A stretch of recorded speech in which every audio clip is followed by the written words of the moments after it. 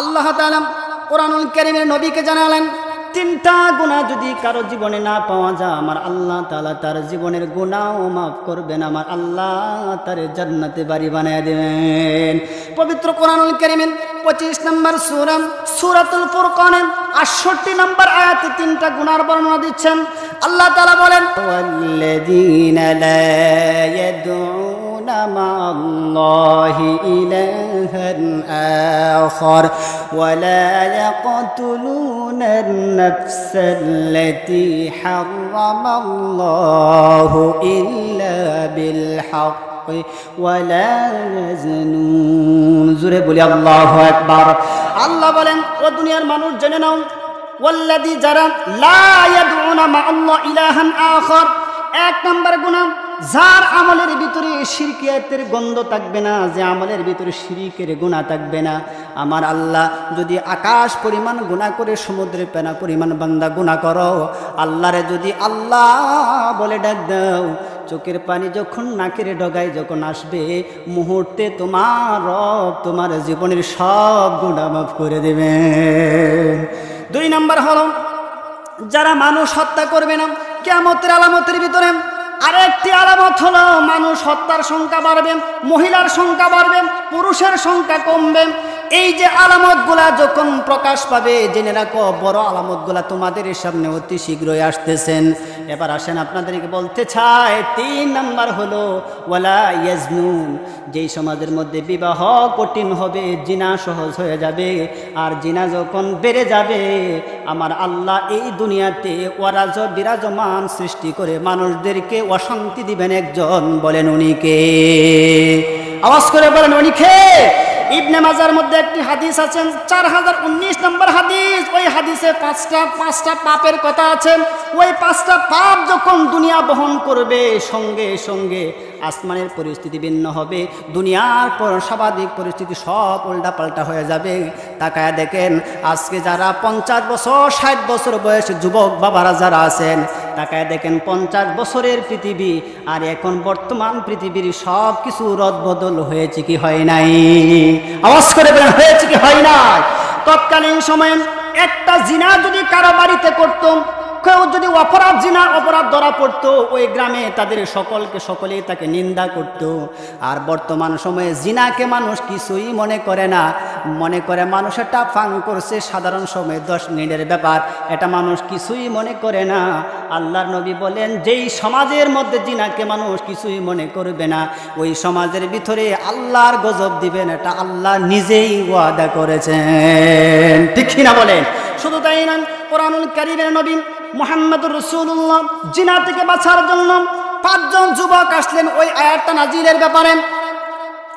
এই যুবকগুলা ছিলেন বনু তামিম গোত্রের 5 জন যুবক। এসে বললেন, ইয়া রাসূলুল্লাহ, ইয়া হাবিবাল্লাহ, হাদিয়াকা উবাইকা ইয়া রাসূলুল্লাহ। বুখারীর বর্ণনা, নবী আয়েশা বললেন, ইয়া রাসূলুল্লাহ, আপনার হাতটা বাড়ায়া দেন, আমাদেরকে কালেমা পড়ায়া মুসলমান বানায়া দেন।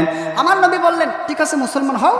তবে একজন যুবক দাঁড়ায় বললেন, ইয়া রাসূলুল্লাহ, যদি মুসলমান হয়ে যায় আমাদের পায়রুটিটা কি, আমাদের সুযোগ সুবিধা কি একটু বলবেন? তখন রাসূল বললেন যে ঈমান আনলে নামাজ পড়তে হবে, ঈমান আনলে পর্দায় থাকতে হবে। ঈমান, আচ্ছা বলেন, পর্দা কি শুধুমাত্র কালিহুদা মহিলা? পর্দার বিধানটা আলোচনা করে দেখেন, সর্বপ্রথম পর্দার বিধান পুরুষের ব্যাপারে নাজিল হয়েছে। এইগুলা করতে হবে। লাস্ট পর্যায়ে রাসূল বললেন যে জিনা করা যাবে না। তৎকালীন সময়ে জিনা ছিল একটি প্রমোটকৃত কাজ।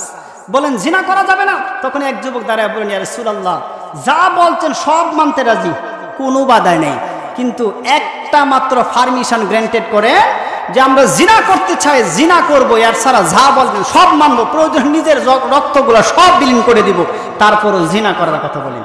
আচ্ছা বলেন, আমি আর আপনি যদি এই ক্ষমতায় থাকতাম, এই ক্ষমতার ছেড়ে, তাহলে মনে করেন কি বললাম, মানে তাড়াতাড়ি জেলের ভিতরে বর, এটি মনে পুরা পাগল হয়েছে। কথা বলেন ঠিক কিনা?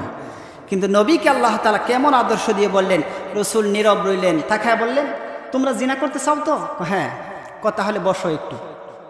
এবার রাসূল ওয়াজ করতেছেন, শুনেন কিভাবে একজন যুবককে, ইসলামের বিরোধী মানুষকে কিভাবে ইসলামের দিকে আকর্ষণ করতে হয়, এটা কোরআন শিখাচ্ছেন। রাসূল আমাদেরকে সে আদর্শ দেখাচ্ছেন। রাসূল কারীম সাল্লাল্লাহু আলাইহি ওয়াসাল্লাম যুবকদেরকে বললেন, ও যুবক বসো, তোমরা জিনা করতে চাও, আমি নবীর কাছে পারমিশন চাও, আমি নবী তোমাদেরকে পারমিশন দেব, কোনো বাধা থাকবে না। কিন্তু বলো বলো রে যুবক, এই পৃথিবীতে এমন কোন নারী নাই যে নারীকে আমি আল্লাহ 4 ভাগে বিভক্ত করে দেই নাই। এই পৃথিবীতে যত নারী আছে, নারীটা হয়তো বা কারো মা হবে, না হয়তো কারো বা বোন হবে, না হয়তো কারো বা কন্যা হবে, না হয়তো কারো বা স্ত্রী হবে। এর ছাড়া পৃথিবীতে আমি আল্লাহ কোনো নারী পাঠায় দেই নাই। যুবক বলো রে যুবক বলো, আমি নবীর কাছে জিনার জন্য অনুমতি চাও। যুবক বলো, তোমার মায়ের সঙ্গে কেউ যদি জিনা করতে চায় যুবক বলো, তুমি কি তোমার মায়ের জিনার বেদনাটাকে সহ্য করতে পারবে নাকি? যুবক ডাক দিয়া বলেন, ইয়া রাসূলুল্লাহ, আমার সময় আছে, আপনি বলছেন 11টা, আমি 11টায় ছেড়ে দেবো, 1 মিনিটও পার করবো না। যুবক ডাক দিয়া বলেন, ইয়া রাসূলুল্লাহ, আমার মায়ের সঙ্গে জিনা করবে দূরের কথা, আমার মায়ের সঙ্গে যদি কোনো যুবক জিনা করে গো নবী, এই জিনার ব্যথা আমি মানুষ হয়ে, আমি সন্তান হয়ে মায়ের জিনা সহ্য করতে পারবো না। রাসূল ডাক দিয়ে বলেন, ঠিক আছে, তোমার মায়ের সঙ্গে কেউ যদি জিনা করে, কেউ যদি অপমান করে সহ্য করতে পারবে না। ও যুবক, তুমি বলো, তোমার একটা বোন আছে ঘরে, বলো রে যুবক বলো, যে বোনটাকে তোমার বাবা না থাকলে, যে বোনটাকে বাবার ভূমিকা পালন করে তুমি যে বোনটাকে লালন পালন করেছো, উপযুক্ত সময়ের সময় ওই বোনটাকে যদি কোনো যুবক দর্শন করে, বলো রে যুবক বলো, তোমার বোনের দর্শনকৃত আত্মার দিকে তাকালে, দেহের দিকে তাকালে, বলো তোমার কলিজাটাকে মানাইতে পারবা না? যুবক ডাক দিয়ে বলেন, ইয়া রাসূলুল্লাহ, আমার বোনের সঙ্গে যদি কেউ জিনা করে, জিনা করার পর যদি আমি শুনতে পাই, এই যুবককে আমি দুনিয়ায় আর বাঁচতে দেব না। রাসূল বললেন, ঠিক আছে, তোমার মায়ের সঙ্গে জিনা করার অনুমতি তুমি দাও নাই, তোমার বোনের সঙ্গে জিনা করার অনুমতি দাও নাই। এ যুবক বলো, বলো রে যুবক বলো, এই যে কিছুক্ষণ আগে আলোচনা করলাম, যেই সন্তানের মুখে মা এবং বাবা ডাক শোনার পরে কলিজা ঠান্ডা হয়ে যায়, বলো রে যুবক বলো, তোমার আদরের মা মনিটা ছোট থেকে বড় করে যখন তোমার কলিজার টুকরা মেয়েটা যখন উপনীত সময় হয়ে যায়, বলো তোমার মেয়েটার সঙ্গে যদি কেউ দর্শন করে যুবক বলো, বলো তোমার কলিজাটাকে মানাইতে পারবা নাকি? যুবক বলেন, ইয়া রাসূলুল্লাহ, না না, আমি মানাইতে পারবো না। আমার বোনের সঙ্গে জিনা করলেও আমি সহ্য করতে পারবো না, আমার মায়ের সঙ্গে জিনা করলেও সহ্য করতে পারবো না, এমনকি আমার কলিজার টুকরা মেয়ের সঙ্গেও জিনা করলে আমি সহ্য করতে পারবো না। ইয়া রাসূলুল্লাহ, আবার নবী নীরব হয়ে বললেন, ঠিক আছে, 3 প্রকার নারীর প্রতি জিনা করা তুমি মানতে পারো না। এবার যুবক বলো, বলো রে যুবক, যে স্ত্রীর জন্য গর্ভধারী মার ঘরে ফালায়া শ্বশুর বাড়ির লোককে, আত্মীয় স্বজনকে তুমি সম্মান করো, যে স্ত্রীর জন্য তুমি দুনিয়ার সব ছাড়তে পারো রে যুবক, বলো রে যুবক বলো, তোমার স্ত্রীর সঙ্গে যদি কেউ জিনার জন্য অনুমতি চায়, কোনো পারমিশন যা দূর থেকে যদি চোখ টিপা দেয়, বলো রে যুবক বলো, তুমি তা সহ্য করতে পারবা নাকি? এমন সময় একজন যুবক রাসূলের সামনে আগে দাঁড়ায় গেলেন, দাঁড়ায় বললেন, ইয়া রাসূলুল্লাহ, আমার স্ত্রীর সঙ্গে জিনা করবে দূরের কথা, আমার স্ত্রীর সঙ্গে যত বড় বাহাদুরে হোক না কেন, যদি চোখ টিপা দেয় এই দৃশ্য যদি আমি দেখতে পাই, তাহলে এই চোখটা দুনিয়ায় এর দেহের সঙ্গে লেগে থেকে আর চলতে আমি দেব না।